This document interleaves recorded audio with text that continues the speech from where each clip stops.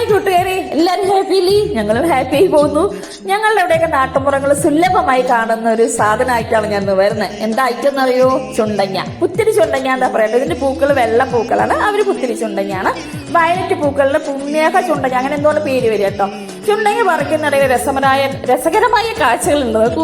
പുളിയുറുമ്പ് വളരെ ഭംഗിയിൽ ഒറ്റ നില കെട്ടണം പറഞ്ഞ ഒറ്റ ഇലയിൽ ഒരു കൂടുണ്ടാക്കിയിട്ട് പുളിയുറുമ്പ് നിറച്ച് ആ കൂടിനകത്ത് ഇങ്ങനെ തിങ്ങി നിറഞ്ഞിരിക്കുന്നുണ്ട് കേട്ടോ. ഒരു വാതിലിൽ കൂടെ അകത്തേക്ക് കയറുവാനും മറ്റുള്ള വാതിലുകളിലൂടെ പുറത്തേക്ക് വരുവാനും അങ്ങനെയാണ് അവർ ചെയ്തിരിക്കുന്നത്. അങ്ങനെ ചുണ്ടങ്ങയൊക്കെ പറിച്ചു നോക്കുമ്പോൾ ഒരു വിദ്വാൻ കളർ മാറ്റി കളിക്കുന്നു.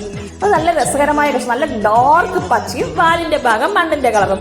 അതെല്ലാം കണ്ടുകൊണ്ട് നോക്കുമ്പോഴേക്കും വീടിന്റെ പടിപ്പുരയിൽ നിന്നൊരു അമ്മൂമ്മ വിളിക്കുന്നു. മോളേന്ന് വിളിക്കുന്നുണ്ട്. അപ്പൊ ഞാൻ ആരാ നോക്കിയപ്പോ ഇടയ്ക്കൊക്കെ വീട്ടിൽ വരുന്നൊരു അമ്മൂമ്മയാണ്. അപ്പൊ അവർക്ക് രാവിലത്തെ ഭക്ഷണം വേണം പറഞ്ഞു. അപ്പൊ ബ്രെഡാണ് അവർക്ക് പെട്ടെന്ന് ഉണ്ടാക്കി കൊടുക്കാൻ പറ്റിയത്, അവിടെ ഉണ്ടായിരുന്നല്ലോ. പിന്നെ ചപ്പാത്തി ഞാൻ കുഴച്ച് വെച്ചിട്ടേ ഉള്ളൂ. അപ്പൊ ബ്രെഡും ചായയും വെച്ച് കൊടുത്തപ്പോ അതൊക്കെ കഴിച്ച് അവർ ഹാപ്പി ആയിട്ട് പോയി കേട്ടോ. അങ്ങനെ ഞാൻ പറിച്ചു കൊണ്ടുവന്ന് ചുണ്ടങ്ങയായിട്ട് അടുക്കളയ്ക്ക് പോയി. അടുക്കളയിൽ ചെന്നപ്പോൾ ചുണ്ടങ്ങ എന്ത് ചെയ്യും? പാലക്കാട് സാധാരണ ചുണ്ടങ്ങ പുളി വെക്കുക എന്നാ പറയും ഞങ്ങളൊക്കെ. പക്ഷെ അതൊന്ന് മാറ്റി പിടിക്കാന്ന് വിചാരിച്ചിട്ട് ഞാൻ ചുണ്ടങ്ങ ഉപ്പേരി വെക്കാൻ തീരുമാനിച്ചു. അങ്ങനെ ചുണ്ടങ്ങ ഉപ്പേരി വെക്കാൻ എടുക്കുന്നിടയിൽ ആലോചിച്ചത് ഇതിന് ഒരുപാട് ഗുണങ്ങളുണ്ടെന്ന് പറഞ്ഞില്ലേ.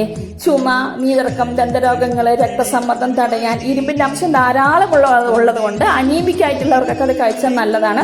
പിന്നെ രോഗപ്രതിരോധ ശേഷി കൂട്ടുവാനും ഇത് സഹായിക്കൂട്ടാം.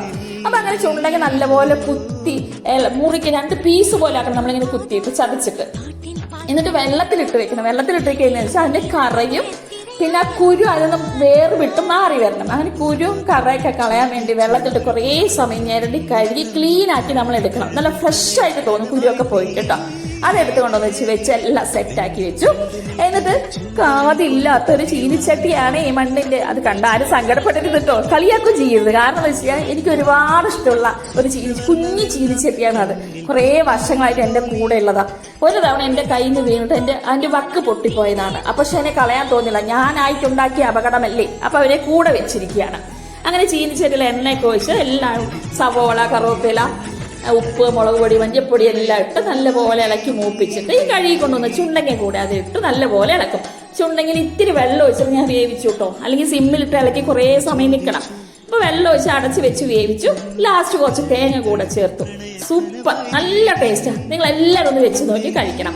ഗുണങ്ങൾ ഒരുപാടുള്ള സാധനമാണ് പുത്തിരി ചുണ്ട കേട്ടോ. അപ്പൊ വെച്ച് കഴിക്കുമെന്ന വിശ്വാസത്തിൽ വീഡിയോ ഇഷ്ടമായാൽ എല്ലാവരും ഷെയർ ചെയ്യണം, ലൈക്ക് ചെയ്യണം, സബ്സ്ക്രൈബ് ചെയ്യണം. ഓക്കെ അല്ലേ? Okay, by.